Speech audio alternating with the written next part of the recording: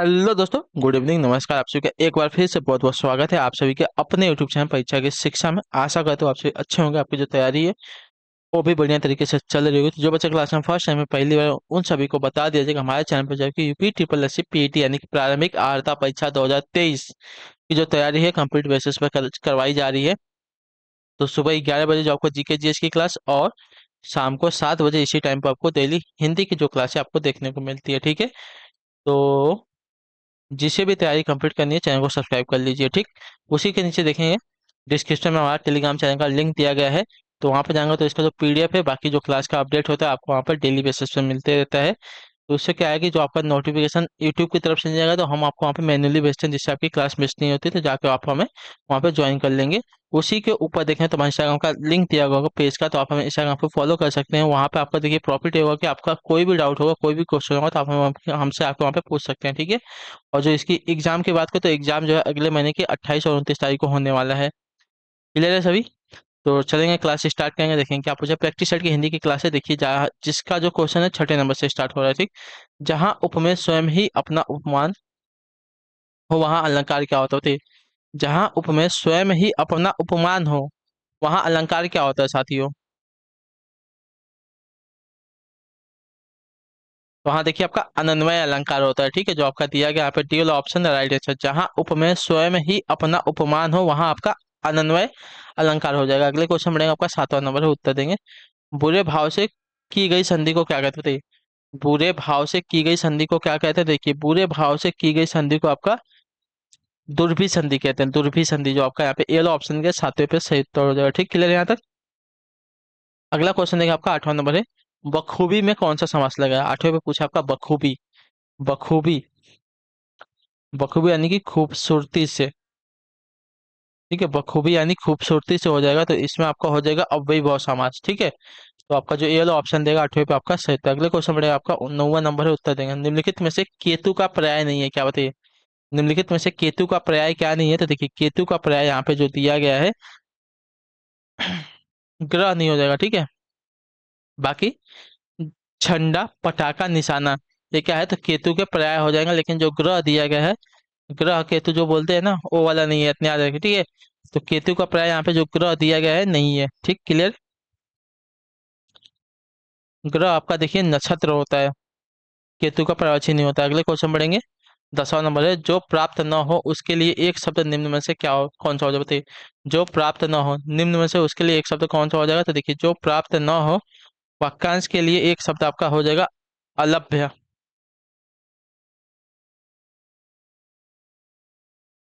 ठीक है, तो जो आपका यहाँ पे बी वाला ऑप्शन देगा आपका राइट है। ठीक है, जो प्राप्त न हो वाक्यांश के लिए, सॉरी, वाक्यांश के लिए एक शब्द आपका हो जाएगा अलभ्य। अगला प्रश्न देखेंगे क्या पूछा गया है, ध्यान से देखिएगा और बताइएगा। ठीक,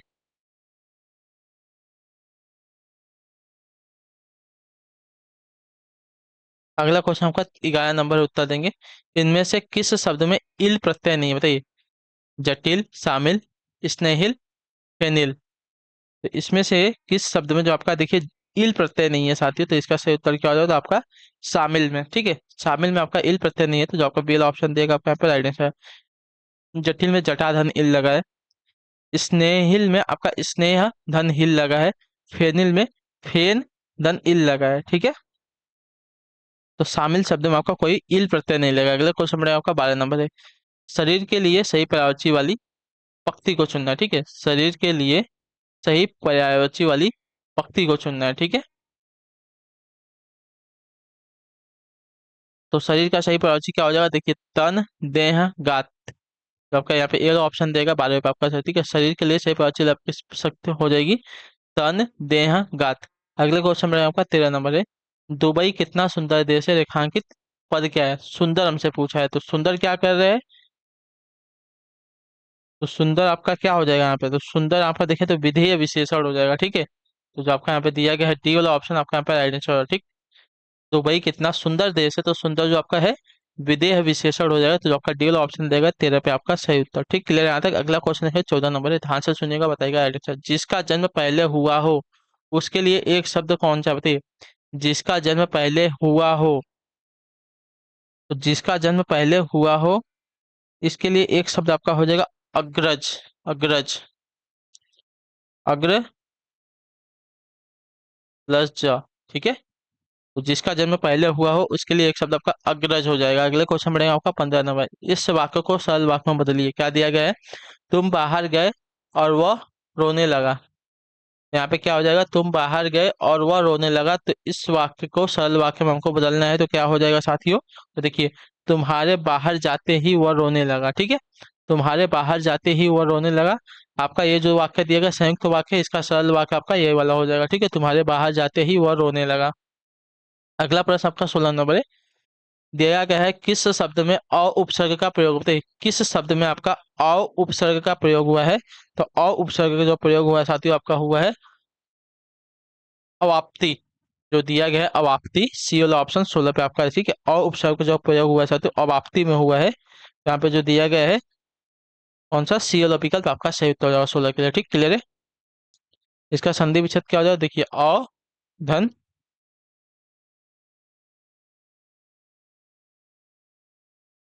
आपति, इसका संधि विच्छेद हो जाएगा, ठीक है साथियों, क्लियर है। अगला क्वेश्चन देखिए आपका 17 नंबर। प्रवृत्ति का निम्न में से कौन सा सही विलोम शब्द है? प्रवृत्ति, तो प्रवृत्ति का विलोम आपका हो जाएगा निर्वृत्ति, जो आपका डी वाला ऑप्शन दिया गया है 17 पे सही। अगला क्वेश्चन बढ़ेगा आपका 18 नंबर है। निम्न में से किस में आपका विरोधाभास अलंकार का बोध होता है? बताइए निम्न में से किस में जो आपका विरोधाभास अलंकार का बोध होता है? तो विरोधाभास अलंकार का जो बोध होता है साथियों आपका होता है प्रियतम को समझा पा कमिनी न जा सकी न ठहर सकी, ठीक है। प्रियतम को समझा पा कमिनी न जा सकी, सॉरी सॉरी सॉरी, प्रियतम को समझा पा कामिनी न जा सकी न ठहर सकी, ठीक है। सॉरी मैंने गलत पढ़ दिया इसको। तो प्रियतम को समझा पा कामिनी न जा सकी न ठहर सकी, आपका क्या हो जाएगा? विरोधाभास अलंकार का बोध हो जाएगा यहाँ पे, जो आपका डी ऑप्शन देगा आपका यहाँ पे राइट आंसर, ठीक है। जहाँ वास्तविक विरोध न होने पर भी विरोधा का आभास हो वहां आपका विरोधाभास अलंकार होता है, ठीक, क्लियर है। अगले क्वेश्चन में आपका 19 नंबर उत्तर देंगे। जो विकारी शब्द से संज्ञा की व्याप्ति मर्यादित हो उसे क्या कहते हैं? बताइए जो विकारी शब्द से संज्ञा की व्याप्ति मर्यादित हो उसे क्या कहते हैं? तो उसको देखिए कहते हैं साथियों विशेषण, जो आपका डी वाला ऑप्शन दिया गया है 19 पे आपका राइट आंसर, ठीक है।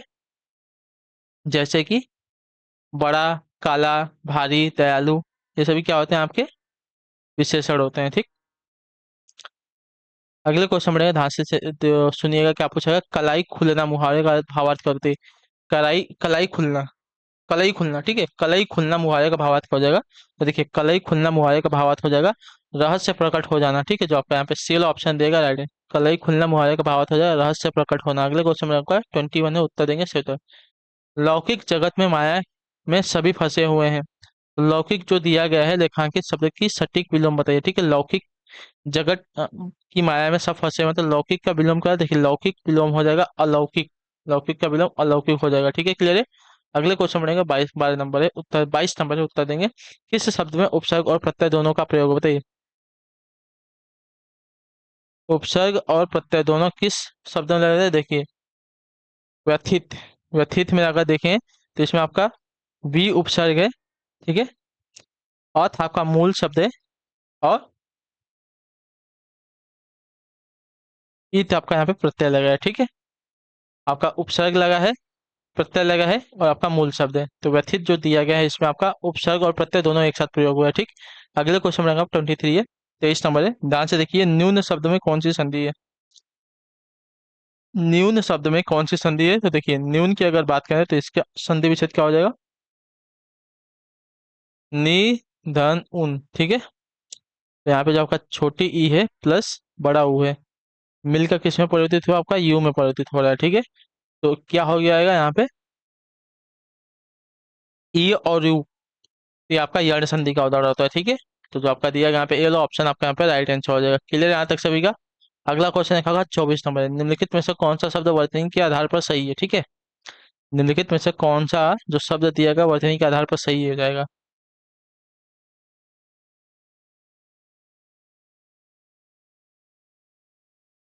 तो देखिए आपका हो जाएगा तात्कालिक, जो आपका बी वाला ऑप्शन दिया गया 24 पे आपका सही था, ठीक है। वर्तनी के आधार पे आपका सही शब्द हो जाएगा तात्कालिक, जो बी वाला विकल्प दिया 24 पे राइट आंसर। अगले क्वेश्चन 25 नंबर है। 9 दिन चले 2.5 कोस लोकोकित का भावार्थ होते हैं। 9 दिन चले 2.5 कोस लोकाकित का भावार्थ क्या हो जाएगा?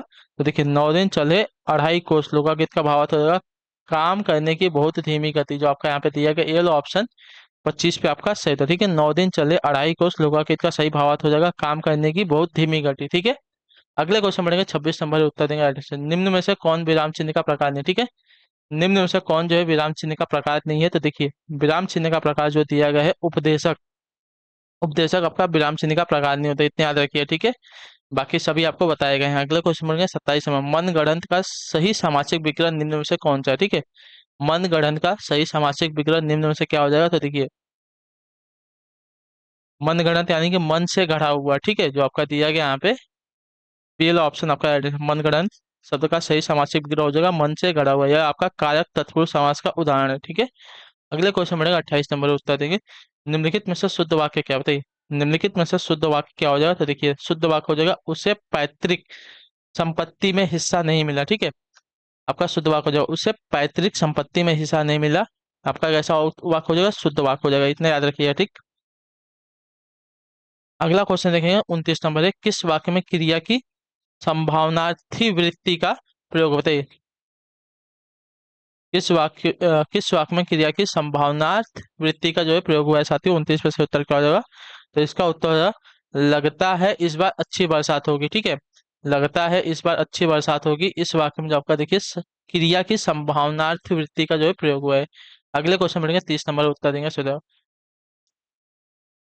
डिसबर्सिंग अथॉरिटी के लिए सही पारिभाषिक शब्द क्या हो जाए? डिसबर्सिंग अथॉरिटी के लिए सही पारिभाषिक शब्द क्या हो जाएगा? देखिए डिसबर्सिंग अथॉरिटी के लिए सही पारिभाषिक शब्द की अगर बात करें तो आपका होगा संवितरण प्राधिकारी। ठीक है, डिसबर्सिंग अथॉरिटी के लिए सही पारिभाषिक शब्द हो जाएगा आपका संवितरण प्राधिकारी, जो आपका बी ऑप्शन देगा तीसरे पे आपका सही उत्तर। ठीक, क्लियर यहाँ तक।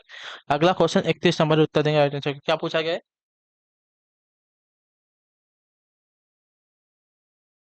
31 नंबर, भाषा की सबसे छोटी इकाई कौन सी? बताइए, भाषा की सबसे छोटी इकाई क्या होती है? भाषा की सबसे छोटी इकाई कोई वर्ड होती है। ठीक है, वर्ड याद रखिएगा। ठीक, अगला क्वेश्चन 32 नंबर। पृथ्वीराज रासो महाकाव्य के रचयिता कौन है? पृथ्वीराज रासो महाकाव्य के रचयिता की बात हो रही है, बहुत इंपॉर्टेंट क्वेश्चन है। तो देखिए इसके रचयिता आपके चंद बरदाई हैं। ठीक है, पृथ्वीराज रासो महाकाव्य के रचयिता आपके चंद बरदाई। ठीक, क्लियर है। जो बी वाला विकल्प देगा 32 पे आपका सही उत्तर हो जाएगा। अगला क्वेश्चन आपका 33 नंबर। मधुशाला के रचयिता कौन है? बताइए, मधुशाला। तो मधुशाला के रचयिता देखिए हरिवंश राय बच्चन हो जाएंगे, जो आपका यहाँ पे बी वाला ऑप्शन देगा 33 पे आपका सही उत्तर। ठीक है, क्लियर यहाँ तक।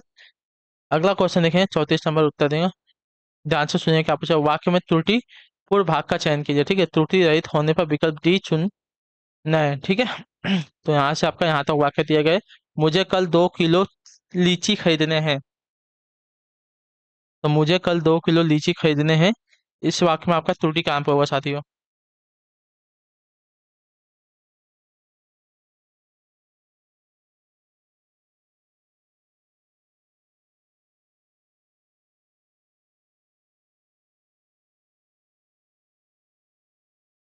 तो देखिए मुझे कल 2 किलो लीची खरीदने हैं दिया है, तो खरीदने नहीं होगा, खरीदनी है। क्लियर है, मुझे कल 2 किलो लीची खरीदनी है, खरीदने हैं नहीं होगा, तो जो आपका यहाँ पे दिया गया सी वाला इसमें आपकी त्रुटि हो जाएगी। अगले क्वेश्चन बढ़ेंगे 35 नंबर उत्तर देंगे। नीचे दिए गए प्रश्न में 1 और 6 को जो है निश्चित संख्या दी गई है, इनके बीच वाले अंशों को देखिए य र ल व को उचित क्रम में लगाइए जिससे सही वाक्य का निर्माण हो सके। ठीक है,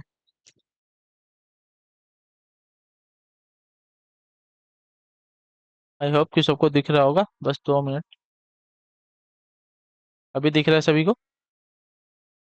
ठीक है, चलिए थोड़ा सा एडजस्ट कर लेंगे, उसका देखेंगे। ठीक है, चलिए दिया है। तुलसीदास जी कई वर्षों तक काशी में रहने के पश्चात, इसके बाद अगला वाक्य क्या आ जाएगा यहाँ पे? तुलसी जी कई वर्षों तक काशी में रहने के पश्चात अयोध्या चले गए। वहां उन्होंने रामचरितमानस लिखी। ठीक है, वहां उन्होंने वो रामचरितमानस लिखा। वह कभी कभी काशी और चित्रकूट भी चले जाते थे। रामचरितमानस के अतिरिक्त उन्होंने कई अन्य पुस्तकें लिखी जिनमें विनय पत्रिका, गीतावली, पवित्र रामायण, राम ललान छू और हनुमान बाहुक अधिक प्रसिद्ध है। ठीक है, तो आपका जो हो जाएगा व्यवस्थित हमने कर दिया है। तो देखिए, दूसरे पे आपका क्या आया था, दूसरे पे आपका ल आया था, उसका तीसरे पे आपका य आया था, चौथे पे आपका क्या आया था, तो र आया था, और पांचवे पे जो आपका वो आया था। ठीक है, तो आपका व्यवस्थित होगा। इसका स्क्रीनशॉट ले लिए फटाफट, हम आगे चलेंगे। ठीक है, हो गया सभी का स्क्रीनशॉट? ठीक, आई होप हो गया होगा। चलेगा, बढ़ेंगे अगले क्वेश्चन की तरफ। 36 नंबर क्या दिया गया, ध्यान से सुनिएगा, बताइए। नीचे दिए गए शब्दों के अर्थ बताइए। ठीक है, अमूल, अमूल्य, अमूल और अमूल्य, तो ये इसका हमको अर्थ बताना चाहते हो। ठीक, अमूल और अमूल्य शब्दों का सही अर्थ क्या हो जाएगा, तो देखिए, अमूल का अर्थ होता है जड़ रहित, और अमूल्य का अर्थ होता है कीमती। तो जो आपका दिया गया यहाँ पे सी वाला ऑप्शन 36 पे आपका सही था। अगला क्वेश्चन बढ़ेगा आपका 37 नंबर। आश्रित उपवाक्य के कितने भेद होते हैं, बताइए। आश्रित उपवाक्य के कितने भेद होते हैं, तो देखिए, आश्रित उपवाक्य के जो आपके 3 भेद होते हैं, जो आपका डी वाला ऑप्शन देगा आपका यहाँ पर राइट आंसर। ठीक है, कौन कौन से? पहली संज्ञा उपवाक, दूसरा आपका विशेषण उपवाक्य, तीसरा आपका क्रिया विशेषण उपवाक्य। ठीक है, तो आश्रित उपवाक्य के कितने 3 भेद होते हैं, संज्ञा उपवाक्य, विशेषण उपवाक्य, क्रिया विशेषण उपवाक्य। ठीक है, अगले क्वेश्चन में आपका 38 नंबर में उत्तर देंगे। निम्नलिखित में से कौन जो है देशज शब्द है, जूता, कीमत, हैजा, देहात। तो जूता जो है, जूता आपका यहाँ पे देशज शब्द हो जाएगा, इसकी जो है उत्पत्ति का पता नहीं चला है, तो जो देशज हो जाएगा आपका यहाँ पे जूता शब्द। तो जो आपका दिया गया सी वाला ऑप्शन है आपका राइट आंसर हो जाएगा। अगले क्वेश्चन बढ़ेगा आपका 39 नंबर है। जालक का तत्व का बताइए। जालक का तत्व का, जालक शब्द का तत्व आपका देखिए झरोखा होगा। झरोखा जो आपका यहाँ पे दिया गया है, ये वाला ऑप्शन आपका राइट। जालक का तत्व आपका झरोखा हो जाएगा। ठीक, क्लियर है। अगले क्वेश्चन बढ़ेगा आपका 40 नंबर है, ध्यान से सुनिएगा। पूछा गया एक तत्सम शब्द कौन सा हो जाएगा, बताइए। एक तत्सम शब्द यहाँ पे कौन सा हो जाएगा, तो देखिए, एक तत्सम शब्द आपका विनती, जो दिया गया विनती आपका यहाँ पे तत्सम हो जाएगा। ठीक, क्लियर है यहाँ तक। विनती शब्द आपका तत्सम शब्द। अगले क्वेश्चन में आपका 41 नंबर उत्तर देंगे, उत्तर क्या हो जाएगा, निम्नलिखित में से कौन एक संयुक्त व्यंजन नहीं है। ठीक है, निम्नलिखित में से कौन एक संयुक्त व्यंजन नहीं है, तो संयुक्त व्यंजन जो आपका यहाँ पे दिया गया कौन सा, तो स आपका जो दिया षटकोर दिया है। एक मिनट रुकिए, हाँ, स जो दिया गया आपका यहाँ पे संयुक्त व्यंजन नहीं होगा। ठीक है, क्लियर है। बाकी कक्षा में आपको सभी को पता है, स का ए हो जाएगा, त्र का क्या हो जाएगा। ठीक है, और ज्ञ का क्या हो जाएगा, तो देखिए च और इया, ये सभी, ये तीन जो दिएगा आपके, देखिए पूरे वर्णमाला में आपके संयुक्त व्यंजन होते हैं, लेकिन जो स दिया गया आपका संयुक्त व्यंजन नहीं है। ठीक है, अगले क्वेश्चन बढ़ेगा, ध्यान से देखें। आपका 42 नंबर है, वर्णमाला किसे कहेंगे, बताइए। वर्णमाला किसे कहेंगे, तो वर्णमाला जो है वर्णों की व्यवस्थित समूह को कहते हैं। ठीक है, जो आपका यहाँ पे टी वाला ऑप्शन देगा आपका राइट आंसर हो जाएगा। अगले क्वेश्चन बढ़ेंगे 43 नंबर। सीता जी के नयन रामचंद्र के चकोर भय, पंक्ति में कौन सा रस, बताइए। सीता जी के नयन रामचंद्र को चकोर भय, तो पंक्ति में आपका देखिए श्रृंगार रस हो जाएगा, जो आपका दिया गया यहाँ पे डी वाला विकल्प सही उत्तर हो जाएगा। अगले क्वेश्चन बढ़ेंगे, 44 नंबर उत्तर देंगे। क्या पूछा गया, बच्चे बूढ़े किस शब्द युग्म के अंतर्गत आते हैं, बताइए। बच्चे बूढ़े किस शब्द युग्म के अंतर्गत आते हैं, तो देखिए, बच्चे बूढ़े की अगर बात करें तो आपका उत्तर हो जाएगा विलोम शब्द युग्म के अंतर्गत आ जाएगा। ठीक है, बच्चे बूढ़े जो है शब्द युग्म किसके अंतर्गत आ जाएंगे, विलोम शब्द युग्म के अंतर्गत आ जाएगा। अगले क्वेश्चन बढ़ेंगे, 45 नंबर उत्तर देंगे, सही उत्तर क्या हो जाएगा, मैं अपने आप वस्त्र साफ कर लेता हूँ, इसमें कौन सा सर्वनाम है, तो देखिए अपने आप की बात कर रहा है। ठीक है, मतलब स्वयं की बात करें तो यहाँ पे आ जाएगा निज वाचक सर्वनाम, जो आपका सी ऑप्शन दिया गया है 45 पे आपका राइट है। ठीक है, मैं अपने आप वस्त्र साफ कर लेता हूँ, इस वाक्य में जो आपका निजवाचक सर्वनाम। अगले क्वेश्चन में 46 नंबर उत्तर देंगे, किस वाक्य में कर्मवाच्य नहीं है। ठीक है, किस वाक्य में आपका कर्मवाच्य नहीं है, तो देखिए आपका जो दिया गया है, बालक खिलखिलाकर हंस रहा था, बालक खिलखिला के हंस रहा था, इस वाक्य में जो आपका देखिए कर्मवाच्य नहीं है, तो जो आपका दिया गया यहाँ पे सी वाला ऑप्शन आपका राइट आंसर हो जाएगा। ठीक है, बालक खिलखिलाकर हंस रहा था, इस वाक्य में आपका कर्मवाच्य नहीं है। अगले क्वेश्चन में 47 नंबर है, क्या दिया गया, किस वाक्य में अकर्मक क्रिया नहीं है। ठीक है, किस वाक्य में आपकी अकर्मक क्रिया नहीं है, तो देखिए अकर्मक क्रिया आपका बालक पतंग उड़ा रहा था। ठीक है, बालक पतंग उड़ा रहा था, इस वाक्य में जो आपकी अकर्मक क्रिया नहीं है, तो जो आपका दिया गया है पतंग, क्योंकि देखिए आपका कर्म है, इसमें आपकी अकर्मक क्रिया नहीं है। ठीक है, पतंग क्या है, तो पतंग आपका कर्म है, तो यहाँ पे अकर्मक क्रिया नहीं हो जाएगी, ठीक। तो जो आपका दिया गया यहाँ पे सी वाला ऑप्शन आपका राइट आंसर हो जाएगा, ठीक।